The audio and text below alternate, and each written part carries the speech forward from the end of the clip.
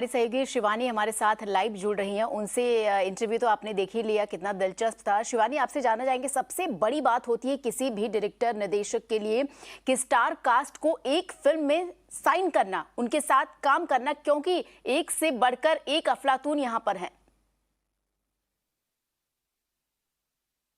जी बिल्कुल, देखिए खूबसूरती इस फिल्म की यही होने वाली है क्योंकि जूनियर एनटीआर और रामचरण के जो फैंस हैं, दोनों में काफ़ी ज़्यादा राइवलरी होती है। हालांकि एक्टर्स इस फिल्म के पहले से ही काफ़ी लंबे वक्त से दोस्त रह चुके हैं, भाईचारा दोनों में काफ़ी ज़्यादा है, लेकिन फैंस के बीच में आक्रोश है। इनफैक्ट मुंबई में ही कुछ दिनों पहले एक इवेंट हुआ था जहाँ पर ये पूरी स्टार कास्ट एक साथ मौजूद थी, लेकिन फैंस को अलग अलग जगह पर रखा गया था। यानी कि रामचरण के फैंस एक तरफ थे, जूनियर एनटीआर के फैंस एक तरफ थे कि दोनों में कहीं क्लैश ना हो जाए। वहीं अगर डायरेक्टर की बात की जाए तो डायरेक्टर अपनी स्क्रिप्ट के मुताबिक दोनों एक्टर्स को उन्होंने अप्रोच किया और दोनों ही एक्टर्स ने इस इंटरव्यू के दौरान इस बात का खुलासा भी किया कि दोनों ने ही स्क्रिप्ट को ना सुना ना पढ़ा। सीधे सीधे जब एस.एस. राजामौली का उन्हें कॉल गया कि एक फिल्म ऐसी करने की मैं सोच रहा हूँ, दोनों ने इमीडिएटली हाँ कहा। एक साथ इस फिल्म में काम करने के लिए दोनों ही काफ़ी ज़्यादा एक्साइटेड थे। हालांकि पहली बार होगा कि दो मेगा स्टार्स का कोलैबोरेशन हो रहा होगा इतने बड़े स्तर पर, और इतनी हाई बजट फिल्म के अंदर जब दोनों एक साथ नजर आएंगे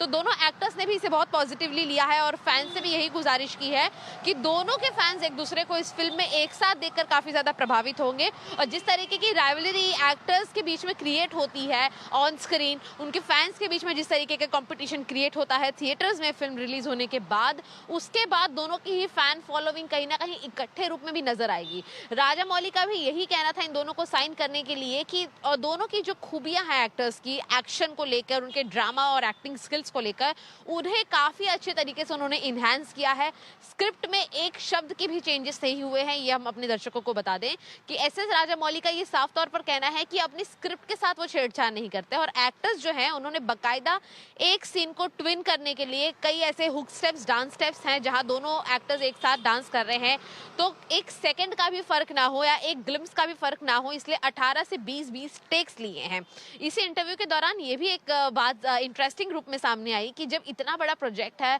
एक मास्टर ब्लास्टर एक्शन फिल्म दर्शकों को देखने को मिलेगी, तो दोनों ही एक्टर्स के अंदर पहले दिन जब शूट का हुआ वो काफी ज्यादा नॉर्मल गया, लेकिन दूसरे दिन जब शूट पर ये दोनों लौटे तो इन्हें 60 फीट की रस्सी पर से एक तरीके से कह सकते हैं झूला झुलाया गया था, जो कि इनके एक एक्शन सीक्वेंस का रिहर्सल था। तो दोनों ही एक्टर्स सीन के दूसरे दिन ही समझ गए थे कि ये फिल्म कितने बड़े स्तर पर लोगों को देखने को मिलेगी। हालांकि जिस तरह से हमने जिक्र किया कि एक बहुत ही हाई बजट फिल्म है, हालांकि रिपोर्ट्स में अब तक यही लिखा जा रहा था कि 400 करोड़ की फिल्म है, 400 करोड़ प्लस की फिल्म है, लेकिन हमारे इंटरव्यू के दौरान ही डायरेक्टर ने इस बात को एक्सेप्ट किया कि 500 करोड़ प्लस की ये फिल्म है, जो कि कहीं ना कहीं दर्शकों के लिए फुल ऑन पैसा वसूल परफॉर्मेंस और एक थिएटर एक्सपीरियंस के साथ वो लोग बाहर आएंगे। जी शिवानी, निश्चित तौर पर बाहुबली से बड़ी बजट की फिल्म मानी जा रही है इसे। खासतौर पर आलिया भट्ट और अजय देवगन के बारे में बातचीत करना चाहेंगे, क्योंकि एक तरीके का मिश्रण होगा, एक खूबसूरत मिश्रण यहाँ पर देखने को मिलेगा। आमतौर पे ऐसा देखा गया कि बॉलीवुड की हीरोइन या तो स्टार्टिंग में करियर अपना साउथ से जाके शुरू करती या फिर बाद में मूव हो जाती, लेकिन एक साथ ये जो मिश्रण खूबसूरत देखने को मिलेगा, इससे ये भी साबित होता है कि बॉलीवुड से और दक्षिण का जो सिनेमा, दोनों तरफ से दर्शकों का प्यार उमड़ेगा इस फिल्म पर।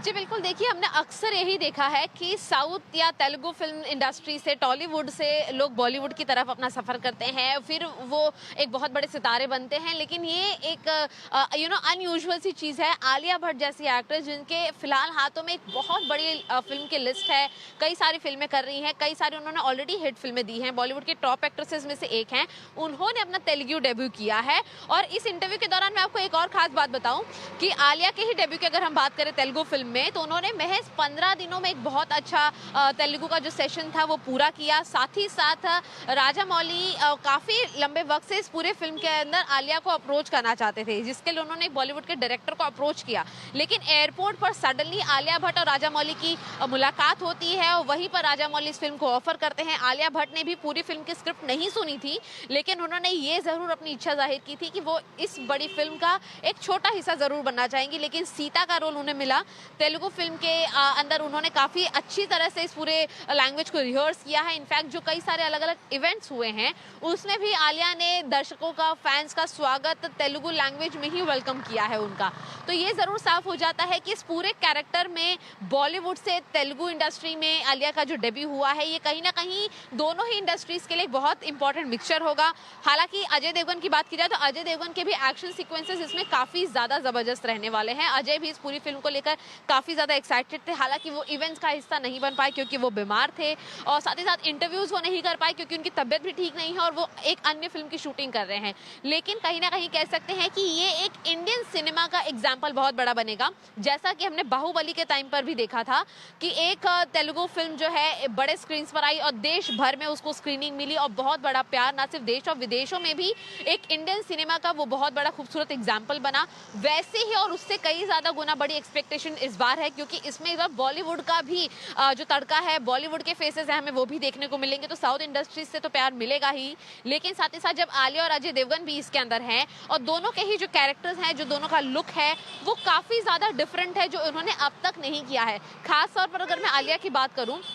तो आलिया ने इसमें सीता का रोल निभाया है, जहां पर उनका लुक जो है वो एक typical old south Indian girl के रूप में नजर आता है। उनकी कॉस्ट्यूम, उनका मेकअप, उनका हेयर स्टाइल, इनफैक्ट उनकी लैंग्वेज, तो एक तरीके से कह सकते हैं आलिया के भी करियर में एक बहुत अहम फिल्म होगी। और दूसरी चीज़ ये कि राजामौली ने कहा है कि बाहुबली के बाद अब जब ये RRR आ रही है तो ये ज़रूर साफ हो जाता है कि अब बॉलीवुड या टॉलीवुड या हॉलीवुड ऐसी कोई लाइन्स नहीं बनी है, लेकिन अब तेलुगु एक्टर्स और आलिया भट्ट और अजय देवगन का एक साथ काम करना, इसका बॉलीवुड के फैंस को और साउथ इंडस्ट्रीज के जो फिल्म के फैंस हैं उनका भी कोलैबोरेशन होगा। तो ये एक इंडियन सिनेमा हम कहीं ना कहीं ऐसी फिल्मों के जरिए क्रिएट करेंगे जिसमें कई ऐसे बड़े सितारे अगर तेलुगु फिल्म इंडस्ट्री में काम करना चाहते हैं, साउथ की फिल्मों में काम करना चाहते हैं और बाकायदा लीड रोल्स में नजर आ रहे हैं, तो ये कहीं ना कहीं साफ होता है कि ऐसी स्क्रिप्ट्स को अहमियत दी जा रही है जिससे कि इंडियन सिनेमा का जो वर्चस्व है वो दुनिया भर में एक अलग रूप से निखरेगा। लेकिन कह सकते हैं कि जूनियर NTR अपने आप में एक दिग्गज कलाकार, वहां पर रामचरण की अपनी अलग fan following, SS Rajamouli south के one of the biggest directors में से एक माने जाते हैं, और अब बॉलीवुड का एक नया और सबसे बड़ा चेहरा आलिया भट्ट जो है वो और अजय देवगन खुद जब इसका हिस्सा बन रहे हैं तो ये जो फिल्म है अपने तौर पर एक बहुत बड़ी फिल्म कही जाएगी। जी बिल्कुल शिवानी, आपका बहुत बहुत शुक्रिया हमसे बातचीत करने के लिए और फिल्म के कई हिस्सों के बारे में दर्शकों को बताने के लिए।